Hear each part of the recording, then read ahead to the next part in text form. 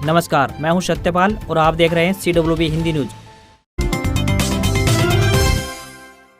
हरियाणा मौसम अपडेट। हरियाणा में दिखने लगा सर्दी का सितम। 2.8 डिग्री सेल्सियस के साथ महेंद्रगढ़ नारनौल सबसे ठंडे रहे। अंबाला में एक रात में 3.8 डिग्री गिरा तापमान। हरियाणा में सर्दी का प्रकोप अब बढ़ने लगा है। क्रिसमस से एक दिन पहले तापमान में काफी गिरावट दर्ज की गई है। महेंद्रगढ़ का न्यूनतम तापमान 2.8 डिग्री सेल्सियस पर दर्ज किया गया। वहीं नारनौल की बात करें तो रात का पारा 3.2 डिग्री सेल्सियस रहा। प्रदेश में शनिवार को महेंद्रगढ़ सबसे ठंडा शहर रहा। चंडीगढ़ का तापमान भी 2.8 डिग्री सेल्सियस दर्ज किया गया। सिरसा को छोड़ अब प्रदेश के सभी स्थानों पर रात का तापमान 6 डिग्री सेल्सियस से नीचे पहुंच गया है। दिसंबर का अंत आते आते सर्दी भी तेज पड़ने लगी है। न्यूनतम तापमान में गिरावट के साथ साथ सुबह के समय ठिठुरन बढ़ गई है तथा लोगों को जबरदस्त सर्दी का एहसास होने लगा है। रात के समय बेशक मौसम साफ रहा, अभी तापमान में गिरावट का दौर जारी रहेगा तथा जिले की रातें अभी और ठंडी रहने वाली हैं, जिससे ठिठुरन और बढ़ेगी। हरियाणा में 10 दिन में मिलेगा ड्राइविंग लाइसेंस। वाहनों के रजिस्ट्रेशन का समय भी अब 10 दिन। परिवहन विभाग ने तय की समय सीमा। हरियाणा सरकार ने सेवा का अधिकार अधिनियम 2014 के तहत परिवहन विभाग की लोगों को दी जाने वाली 37 सेवाओं की निर्धारित समय सीमा अधिसूचित कर दी है। इन सेवाओं के तहत अब लोगों को 10 दिन में ड्राइविंग लाइसेंस मिल सकेगा। इसके साथ ही 10 दिनों में ही वाहनों का रजिस्ट्रेशन होगा। हरियाणा के मुख्य सचिव संजीव कौशल ने बताया कि लर्निंग ड्राइविंग लाइसेंस 7 दिन और स्थायी driving licence, duplicate driving licence का नवीनीकरण, ड्राइविंग लाइसेंस में नई श्रेणी को जोड़ने के लिए 10 दिन की समय सीमा तय कर दी है। राज्य से बाहर से खरीदे गए गैर परिवहन वाहन का पंजीकरण 15 दिन। राज्य से बाहर जाने वाले वाहनों के लिए NOC के लिए 7 दिनों की समय सीमा भी तय कर दी गई है। राज्य से बाहर से खरीदे परिवहन वाहन के स्वामित्व का हस्तांतरण यानी फिटनेस प्रमाण पत्र 7 दिन, परमिट हरियाणा और परमिट राष्ट्रीय 5 दिन की समय सीमा तय कर दी गई है। हरियाणा में MBBS स्टूडेंट्स की हड़ताल खत्म। 3 दिन मंथन के बाद फैसला। बॉन्ड पॉलिसी में बदलाव से संतुष्ट। 54 दिन चला प्रदर्शन। हरियाणा में बॉन्ड पॉलिसी के विरोध में धरने पर बैठे MBBS छात्रों ने हड़ताल समाप्त कर दी है। छात्र सरकार द्वारा लागू की गई बॉन्ड पॉलिसी का विरोध कर रहे थे। 1 नवंबर से प्रदेश के चारों मेडिकल कॉलेज में स्टूडेंट्स ने धरना प्रदर्शन प्रारंभ किया था। विरोध प्रदर्शन के दौरान स्टूडेंट्स की सरकार के साथ 3 दौर की वार्ता हुई, जिसमें सरकार बॉन्ड पॉलिसी में बदलाव को राजी हुई। जिसके बाद सरकार द्वारा बॉन्ड पॉलिसी में बदलाव करते हुए एक नोटिफिकेशन जारी कर दिया है, जिस पर 3 दिन मंथन के बाद स्टूडेंट्स संतुष्ट हो गए हैं। बॉन्ड पॉलिसी के विरोध में विद्यार्थियों ने 1 नवंबर से धरना प्रदर्शन प्रारंभ किया था, जो कुल 54 दिन तक चला। वहीं स्टूडेंट्स ने कहा है कि बॉन्ड पॉलिसी में बदलाव से वे संतुष्ट हैं, इसलिए हड़ताल समाप्त कर रहे हैं।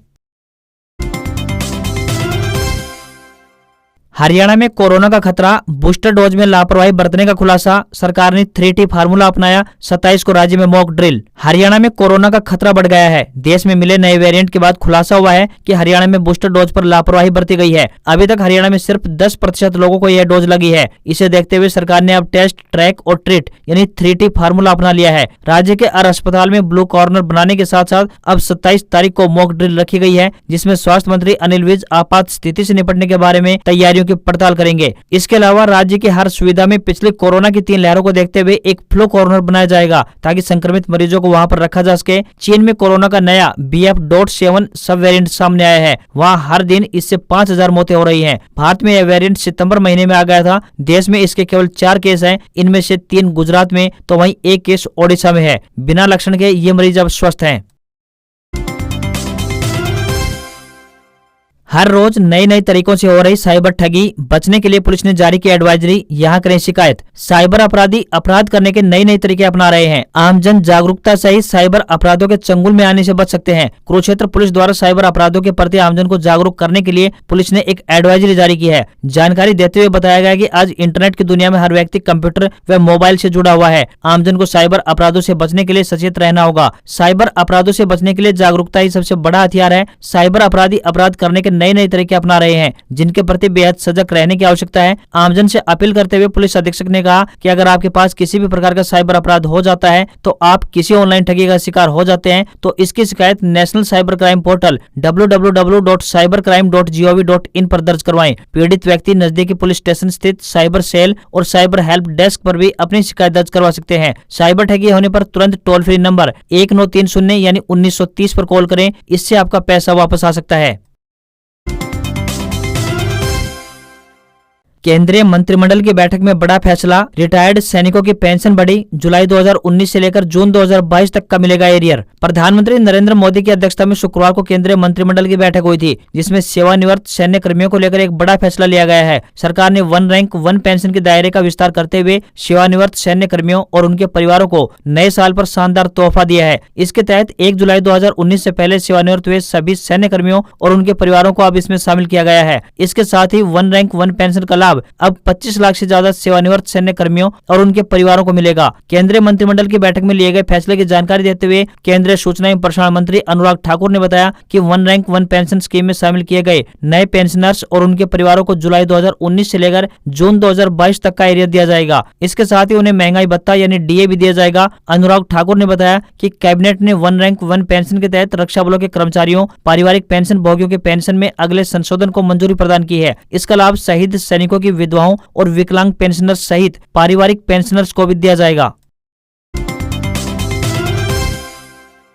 एचपीएससी करेगा 1535 पदों पर कॉलेज प्रोफेसर की भर्ती, जल्द जारी होगा नोटिफिकेशन। उच्च शिक्षा विभाग हरियाणा ने सभी सरकारी कॉलेजों के लिए सरकारी कॉलेज वाइज खाली पदों की लिस्ट जारी कर दी है। हरियाणा शिक्षा विभाग ने जो अधिसूचना जारी की है उसके अनुसार असिस्टेंट प्रोफेसर के पद के 1535 पद खाली हैं। हरियाणा लोक सेवा आयोग यानी एचपीएससी जल्द ही हरियाणा के उच्च शिक्षा विभाग में स्वीकृत 1535 रिक्तियों के लिए एक नोटिफिकेशन जारी करेगा। मिली जानकारी के अनुसार इन पदों के लिए 100 बहुविकल्पीय प्रश्नों की परीक्षा ली जाएगी, जिसके लिए 2 घंटे का समय दिया जाएगा। आपको बता दें कि इस परीक्षा में 90% संबंधित विषय से होंगे, जबकि शेष 10% सामान्य जागरूकता, सामान्य मानसिक क्षमता, समझ, तार्किक तर्क और इतिहास, भूगोल, राजनीति, अर्थव्यवस्था और हरियाणा की संस्कृति से जुड़े हुए होंगे। समान अंक वाले सभी प्रश्नों के लिए 5 ऑप्शन दिए जाएंगे। यदि उम्मीदवार किसी भी प्रश्न को नहीं करना चाहता है तो उसके लिए उसे 5वां विकल्प भरना होगा। इस परीक्षा में नेगेटिव मार्किंग भी की जाएगी। प्रत्येक गलत उत्तर के लिए 1/4 अंक काट लिया जाएगा। यदि कोई उम्मीदवार प्रयास नहीं करता है और नहीं 5वें विकल्प यानी गोले को भरता है तो 1/4 अंक काटा जाएगा। कुल में से लिखित परीक्षा के लिए 87.5% और इंटरव्यू के लिए 12.5% हिस्सा होगा। आपको यहाँ पर यह भी बता दें कि मिली जानकारी के अनुसार एक उम्मीदवार को इंटरव्यू के लिए क्वालिफाई करने के लिए लिखित परीक्षा में सामान्य वर्ग में न्यूनतम 50% और आरक्षित वर्ग के मामले में 45% अंक लेने होंगे।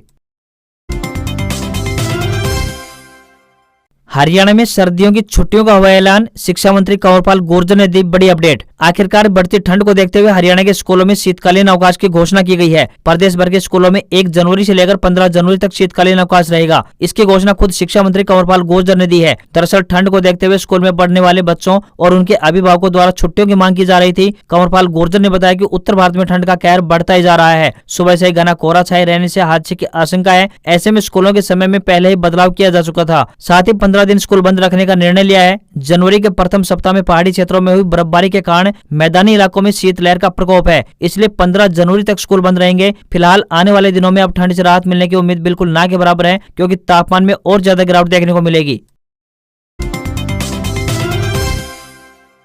भिवानी के डाडम में जल्द शुरू कराएंगे खनन, जनता दरबार में बोले कृषि मंत्री। 30,000 लोगों का रोजगार पड़ा है ठप। कृषि मंत्री जयप्रकाश दलाल ने अपने आवास पर शनिवार को जनता दरबार लगाया। इस दौरान उन्होंने कहा कि डाडम में जल्द ही खनन कार्य शुरू कराया जाएगा। खनन बंद होने से इलाके के 30,000 से अधिक लोगों का रोजगार भी ठप पड़ा है। वहीं भवन निर्माण सामग्री भी महंगी हो गई है। दलाल ने कहा कि वे जल्द ही इस मसले पर मुख्यमंत्री मनोहर लाल खट्टर से बात करेंगे। कृषि मंत्री ने कहा कि 26 दिसंबर से शुरू हो रहे विधानसभा के शीतकालीन सत्र के लिए भी हम पूरी तरह से तैयार हैं। विपक्ष के हंगामे के अंदेशे पर उन्होंने कहा कि हमारी सरकार पारदर्शिता से काम करती आ रही है। उन्होंने कहा कि विपक्ष के लिए कोई मुद्दा नहीं छोड़ा है। उन्होंने कहा कि विपक्ष केवल सुर्खियों में रहने के लिए वॉकआउट करता है। उन्होंने कहा कि हरियाणा सरकार की नीतियों के चलते लोगों के काम अब घर बैठे हो रहे हैं। अब काम के लिए नेताओं के पीछे घूमने की प्रवृत्ति को खत्म कर दिया गया है। साथ ही उन्होंने कहा कि किसी भी देश व प्रदेश की उन्नति के लिए सबसे पहले किसान की उन्नति होना जरूरी है।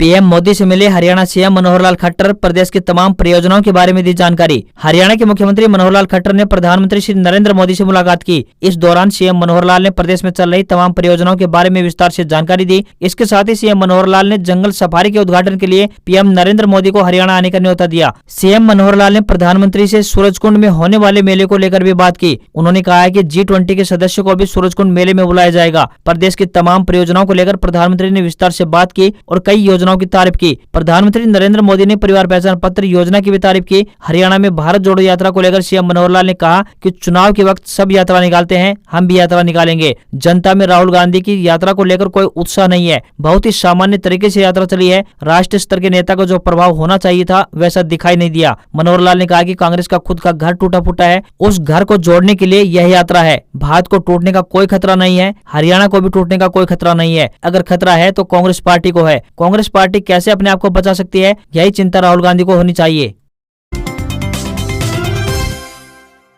चीन से निपटने की तैयारी में भारत, रूस से मिलेगा तीसरा S-400 मिसाइल डिफेंस सिस्टम। जनवरी-फरवरी में शुरू होगी सप्लाई। भारत को रूस की तरफ से मिलने वाली S-400 मिसाइल डिफेंस सिस्टम की तीसरी यूनिट की सप्लाई अगले साल जनवरी-फरवरी से शुरू हो जाएगी। यह मिसाइल जमीन से हवा में लंबी दूरी तक मार करने वाले मिसाइल डिफेंस सिस्टम है। भारतीय वायुसेना के 8 मेंबर्स की एक टीम रूस में इस मिसाइल सिस्टम की ट्रेनिंग ले चुकी है। इससे पहले रूस ने पिछले महीने S-400 की दूसरी यूनिट देकर भारतीय सैन्य शक्ति में इजाफा किया था। फिलहाल इनकी असेंबलिंग की जा रही है। ये इक्विपमेंट्स समुद्र और हवाई रास्ते से भारत पहुंचे हैं। इन मिसाइल को उन क्षेत्रों में तैनात किया जाएगा जहां चीन से खतरा ज्यादा है। ये सभी यूनिट्स अगले साल यानी 2023 के मध्य से काम करना शुरू कर देंगी। बता दें कि भारत के रक्षा बेड़े में शामिल हो रहे इस रूसी मिसाइल डिफेंस सिस्टम से पूरी दुनिया खौफ खाती है। चीन और पाकिस्तान के खतरे को देखते हुए भारतीय सेना इस ताकतवर एयर डिफेंस सिस्टम की बहुत जरूरत थी।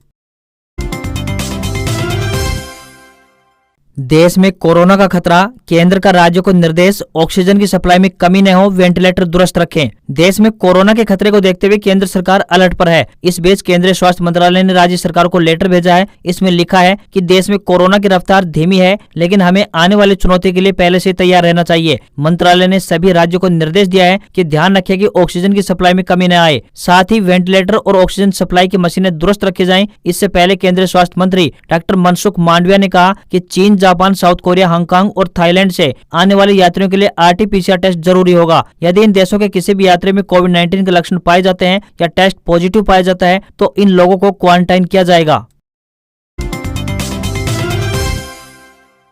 लाल किले से राहुल गांधी बोले, देश में भाईचारा, मीडिया हिंदू मुस्लिम के नाम पर नफरत फैला रहा, इन्हें सरकार कंट्रोल कर रही। राहुल गांधी की भारत जोड़ो यात्रा दिल्ली में है। यहाँ शनिवार शाम उन्होंने लाल किले से जनता को संबोधित किया। उन्होंने कहा कि मीडिया केंद्र सरकार के इशारे पर काम कर रहा है। वह 24 घंटे हिंदू मुस्लिम का नाम पर नफरत फैला रहा है, जबकि देश में सच्चाई यह नहीं है। मैंने इस यात्रा में पाया कि देश में लोगों के बीच भाईचारा है, सब एक दूसरे को प्यार करते हैं। यह मीडिया की गलती नहीं है, इनके पीछे जो शक्ति है वह इन्हें कंट्रोल कर रही है। यह सब वास्तविक समस्याओं से देश का ध्यान भटकाने के लिए किया जा रहा है। राहुल गांधी ने पूछा कि देश में नरेंद्र मोदी की सरकार नहीं है, यह अंबानी अडानी की सरकार है। मैं 2800 किलोमीटर पैदल चला हूँ, मुझे कहीं नफरत नहीं दिखी। आज देश का युवा बेरोजगार है। अगर इस देश में युवाओं को कोई रोजगार दे सकता है तो देश के किसान और छोटे व्यापारी हैं, लेकिन इनके लिए देश के बैंक के दरवाजे बंद रहते हैं। शनिवार को इस यात्रा में अभिनेता कमल हासन, सोनिया गांधी, प्रियंका गांधी और रॉबर्ट वाड्रा भी शामिल हुए। बता दें कि कन्याकुमारी से चलकर राहुल ने पिछले 107 दिन में लगभग 3000 किलोमीटर की दूरी तय कर ली है। SSC CHSL exam 2023 update. SSC CHSL भर्ती परीक्षा के तहत 4500 पदों पर होगी भर्ती। 4 जनवरी तक करें अप्लाई। कर्मचारी चयन आयोग यानी SSC ने लोअर डिवीजन क्लर्क यानी LDC व जूनियर सचिवालय सहायक यानी JSA, डाटा एंट्री ऑपरेटर सहित कई पदों SSC CHSL वैकेंसी 2022 को भरने के लिए आवेदन मांगे हैं। इस भर्ती के तहत लगभग 4500 पदों को भरा जाएगा। SSC CHSL 2022 टायर 1 कंप्यूटर आधारित परीक्षा यानी CBT मोड में फरवरी-मार्च 2023 में आयोजित होने वाली है। आवेदन की आखिरी तारीख की बात करें तो 4 जनवरी 2023 तय की गई है। ऑनलाइन फीस जमा करने की आखिरी तारीख 5 जनवरी 2023 है। वहीं आवेदक 9 और 10 जनवरी 2023 को अपने आवेदन फॉर्म में बदलाव कर सकेंगे। उम्मीदवारों को किसी भी मान्यता प्राप्त बोर्ड या विश्वविद्यालय से कक्षा 12वीं या समकक्ष परीक्षा पास होनी चाहिए। आयु सीमा की बात करें तो 18 से 27 वर्ष के बीच होनी चाहिए। SSC की ऑफिशियल वेबसाइट ssc.nic.in पर जाकर अप्लाई कर सकते हैं।